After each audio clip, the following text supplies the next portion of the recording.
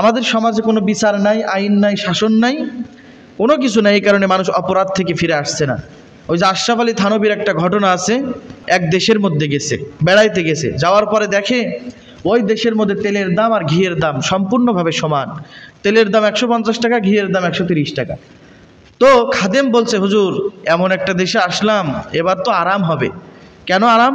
তো দেখছেন না তেলের দাম আর ঘিয়ের দাম সম্পূর্ণ সমান, তেল না কিনে ঘি খাবো, শুধু ঘি খাবো, ঘি খেয়ে খেয়ে শুধু মোটা হব। তখন বলছে শিক্ষক, হুজুর বলছে খবরদার বেটা, ঘি খেও না, ঘি খেলে কিন্তু তোমার শরীর মোটা হয়ে যাবে। এটার জন্য তুমি কিন্তু পস্তাবে এক সময়, যেই দেশে তেল আর ঘি সমান, দাম সমান, সেই দেশে কিন্তু শান্তি নাই, ইনসাফ নাই। বলছে হুজুর কে কার কথা শুনে, আপনার কথা আমি শুনলাম না, দেখবানে। তো খাদেম ঘি খাওয়া শুরু করলো। খাদেম প্রতিদিন ঘি খায়, প্রতিদিন সে নিয়মিত ঘি খায়, ভাতের মধ্যে ঘি, সব কিছুতে সে ঘি খায়। এক পর্যায়ে খাদেমের গলা এবং ঘাড় মোটা হয়ে গেল, শরীর মোটা হয়ে গেল।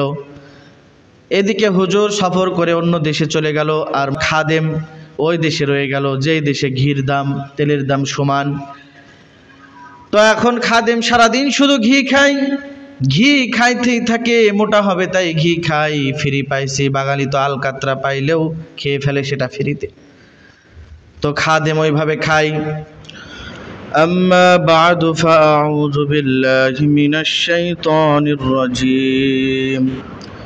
বিসমিল্লাহির রহমানির রহিম। আল্লাহু লা ইলাহা ইল্লা হুয়াল হাইয়ুল কাইয়্যুম লা তা'খুযুহু সিনাতুন ওয়ালা নাওম ইলা আখিরিল আয়াত।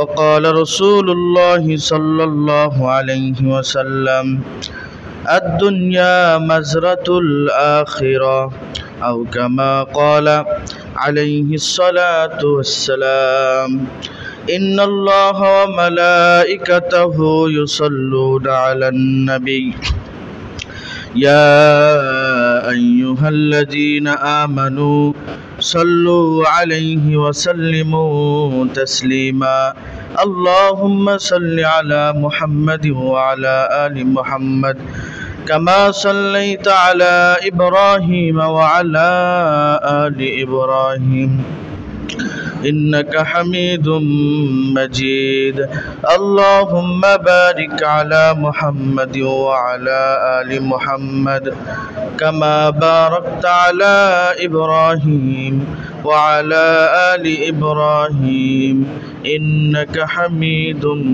مجيد আলহামদুলিল্লাহ। সমস্ত প্রশংসা রব্বুল আলামিনের দরবারে, যে রব্বুল আলামিন